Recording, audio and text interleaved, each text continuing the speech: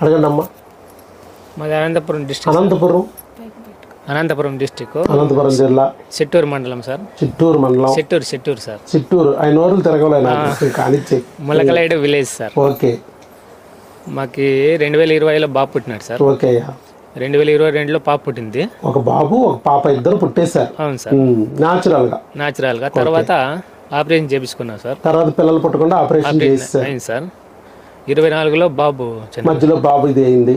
దానివల్ల మళ్ళీ reoperation recanalisation చేయించుకున్నాం sir. Okay. చేపించి 2 years అయింది. మళ్ళీ 2 years అయినా పిల్లలు పుట్టట్లేదు. నా భార్య ఇట్లా వీడియోలు చూసి నాకు చెప్పింది, అయినా నేను నమ్మలేదు సార్. తర్వాత నేను కొన్ని వీడియోలు చూసినాను. ఆ తర్వాత నాకు నమ్మకం వచ్చి సరే పోదామని వచ్చిన. 1, 2 కాదు, ట్యూబులు బ్లాక్ ఉండి కూడా ప్రెగ్నెన్సీ తెచ్చుకున్న వాళ్ళు కొన్ని వేల వీడియోలు మన దగ్గర ఉన్నాయి. అలా బయట అంతా ట్యూబులు బ్లాక్ అయితే కేవలం IVF ద్వారానే వెళ్ళాలంటారు. కాకపోతే మన దగ్గర ఏంటంటే ట్యూబులు బ్లాక్ ఉన్నా కూడా ఓపెన్ చేసుకుని ప్రెగ్నెన్సీ తెచ్చుకోవచ్చు అంటారు. కాకపోతే ఇక్కడ ట్యూబులు బ్లాక్ అంటే ఎవరికి ట్యూబులు బ్లాక్, ఎలాంటి కండిషన్స్లో డాక్టర్ వైఎస్ బాబు మ్యాజిక్ ఫార్ములా పనిచేస్తుంది. ఒకటి, మన దగ్గర అసలు రావడమే ట్యూబులు బ్లాక్తో వస్తారు కొంతమంది. అంటే వాళ్ళకి ఎక్కడో HSG టెస్ట్ చేస్తే ట్యూబులు బ్లాక్ అంటారు. అలాంటి వాళ్ళు డైరెక్ట్గా మన మందులు వాడుకొని వెంట్రుకంత ట్యూబ్ మూసుకుపోవడానికి ప్రధాన కారణము క్రిమి. ఆ క్రిమి వల్ల పొక్కొచ్చో గెడ్డొచ్చో ట్యూబ్ బ్లాక్ అయి ఉంటుంది. క్రిములకి మనం టెస్ట్ చేస్తాం, క్రిమిని చంపేస్తాం పిల్లలతో. దాంతో ఆ గెడ్డ అణిగిపోద్ది, ట్యూబ్ ఓపెన్ అయిపోద్ది, ప్రెగ్నెన్సీలు వస్తాయి. చాలామందికి మన దగ్గర అలా జరుగుద్ది. కొంతమంది అలా కాదుగా, కావాలని ఆపరేషన్ చేయించుకుంటారు. ఇప్పుడు మీరు పిల్లలు పుట్టేసారు, ఇక సాల్లే, 2 సాల్లే, మళ్ళీ ఇక్కడ పెంచడం కష్టమైద్దిలే అనుకుని ఆపరేషన్ చేయించుకున్నారు. దేంతో కత్తెరతో కట్ చేసి ముడేసేసారు ట్యూబ్ని. దానంతకు అది మూసుకుపోయింది కాదు, అది కత్తెరతో కట్ చేసి ముయ్యబడింది. ఇలాంటి వాటిని ఓపెన్ చేయాలంటే మళ్ళీ కత్తెరతోనే సాధ్యం. అందుకే రీకెనలైజేషన్ కంపల్సరీ. కాకపోతే రీకెనలైజేషన్ చేసినా కొంతమందికి ఓపెన్ అయినా పిల్లలు పుట్టరు. ఎందుకని? చాలా కాలం పాటు ఒక దారిని మూసేసాం అనుకో, రోజువారీ నడిచే దారి అయితే బాగానే ఉంటుంది, కానీ నువ్వు సడన్గా ఒకసారి దారిని మూసేసావు. నువ్వు కొన్నాళ్ళ తర్వాత మళ్ళీ కావాలన్నా దారిని ఓపెన్ చేసినా అప్పటికే పురుగు పుట్రా చేరిపోయి ఉంటాయి. ఆ దారి అంతా బ్లాక్ అయిపోయి ఉంటాయి. చెదపురుగులు గుట్టొచ్చేయచ్చు. నువ్వు తలుపు ఓపెన్ చేసినా దాని ఆ తలుపుకి ఇటు అటు కూడా చెదపురుగులు గుట్టలు కట్టేసి ఉండొచ్చు. తలుపు కూడా ఓపెన్ అవ్వని పరిస్థితి. నువ్వు గడి తీసినా తలుపు రాదు బయటికి. ఎందుకని? గుట్టలు కట్టేసినాయి పురుగులు. మరి అలాంటప్పుడు ఏం చేయాలి? ఆ గుట్టల్ని, కారణమైన చెదపురుగుల గుట్టని గుర్తించి ఆ క్రిమికి తగ్గ ఆ మందు ఒక డ్రమ్ముడు తీసుకుని ఆ గుట్ట మీద గుమ్మరించామనుకో, నీళ్ళ దెబ్బకి మట్టికి అరిగిపోద్ది, మందు దెబ్బకి పురుగు చచ్చిపోద్ది, మళ్ళీ తిరిగి కట్టదు.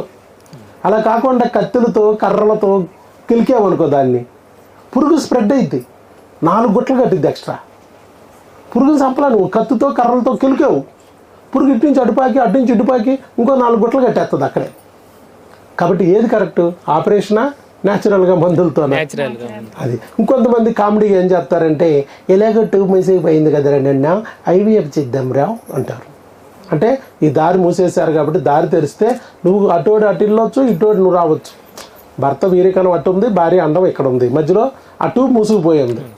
ఇప్పుడు ట్యూబ్ ఓపెన్ చేయడం మానేసి ఈ వీరికణాన్ని అటు నుంచి ఇటు దింపేస్తాను IVFతో అంటారు. విమానం ఎక్కించి దింపేస్తారు. విమానం ఖర్చు 3 లక్షలు. 1 నెల చేశారు, తుస్సు అందనుకో, అండాన్ని వీరికణం కాచేయలేదనుకో, పోయా, మళ్ళీ నెక్స్ట్ మంత్ మళ్ళీ 3 లక్షలు పెట్టి కూర్చోవాలి. ఎన్నాళ్ళు 3 లక్షలు ఖర్చు పెడతావు? గ్యారంటీ లేదు. ఎన్నిసార్లు వస్తుందనే గ్యారంటీ లేదు.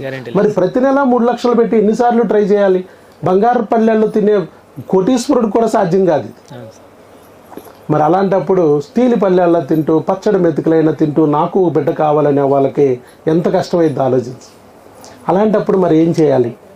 ఈ IVFలు కాదు, అసలు ఆ తలుపే తెరుచుకేసుకుంటే, తలుపే ఓపెన్ చేయగలిగితే అటు ఉన్న భర్త ఇటు రాగలుగుతాడు, ఇటు ఉన్న భార్య అటు వెళ్ళగలుగుద్ది. ఈ నెల కాకపోతే వచ్చే నెల, వచ్చే నెల కాకపోతే పై నెల ప్రెగ్నెన్సీ తెచ్చుకోగలుగుతారు. ముందు ఆ తలుపు ఓపెన్ చేయాలి. ఆ తలుపు ఓపెన్ చేయాలంటే దాని వెనకాల ఉన్న చెదపురుగుల గుట్టని మనం కరిగించేయాలి. అందుకని మనం ఏం చేస్తాం? క్రిమిని గుర్తించడానికి టెస్ట్ చేస్తాం. ఏ క్రిమి ఉందో దానికి బిళ్ళలు పెట్టి భర్తకి భార్యకి, తలుపుకి ఇటు ఉండొచ్చు, అటు ఉండొచ్చు, భార్య దగ్గర ఉండొచ్చు, భర్త దగ్గర ఉండొచ్చు, ఇద్దరు ఒంట్లో నుంచి ఆ క్రిమిని తొలగించేసి చక్కగా ఆ తలుపు ఓపెన్ అయిపోయేటట్టు చేస్తే ప్రశాంతంగా న్యాచురల్గా ప్రెగ్నెన్సీ వస్తుంది. ఇప్పుడు అది చేయబోతున్నాం మీకు. Okay sir. ఓకే ఐవీఎఫ్ కి డబ్బులు పెట్టుకోలేకపోయినా సార్ అవునమ్మా. రీకనలైజేషన్ చేసుకున్నాను. రీకనలైజేషన్ చేయాలి తప్పదమ్మా. కాకపోతే ఏంటంటే మీరు రీకనలైజేషన్ చేయకముందు కూడా నా దగ్గరికి రావచ్చు. ట్యూబెక్టమీ చేసేసారు, మీరు వెంటనే నా దగ్గరికి వస్తే ఆ క్రిములకు మందులు పెట్టేస్తాం. క్రిములు మందులు పెట్టేసి ఈ కోర్స్ అంతా అయిపోయిన తర్వాత మీరు రీకనలైజేషన్ చేసుకుంటే అసలు క్రిములు అటు నుంచి అటు స్ప్రెడ్ అవ్వు. ఇప్పుడు క్రిములు చంపుకోకుండా వాళ్ళు ఓపెన్ చేసి పడేశారు. అంతకుముందు మీ గురించి ఇటు పాకేసినాయి. అయినా పర్లా మనం బిల్ల మింగితే ఒంటిలో ఎక్కడున్నా చచ్చి ఊరుకుంటుంది ఆ క్రిమి. మనం నోట్లోకి కదా పెడతాం బిల్ల, సో ఎక్కడున్నా చచ్చిపోద్ది. కాబట్టి ఇబ్బంది లేదు. అటున్నా పోతాయి, ఇటున్నా పోతాయి. మొత్తాన్ని పొగబెట్టి అన్నిటిని లేపి పడేస్తాం మనం. ఆటోమేటిక్గా క్రిమి పోగానే మళ్ళీ గుట్టలు లేవు. గుట్టలు లేకపోతే దారి సాఫీ అయిపోద్ది. దారి సాఫీ అయిపోగానే మళ్ళీ మీ బిడ్డ వచ్చే దారి కరెక్ట్గా ఏర్పడుతుంది, నీ బిడ్డ వచ్చేస్తుంది. అది మనం చేస్తాం. డోంట్ వర్రీ, మన ఫార్ములాని ఫాలో అవ్వండి.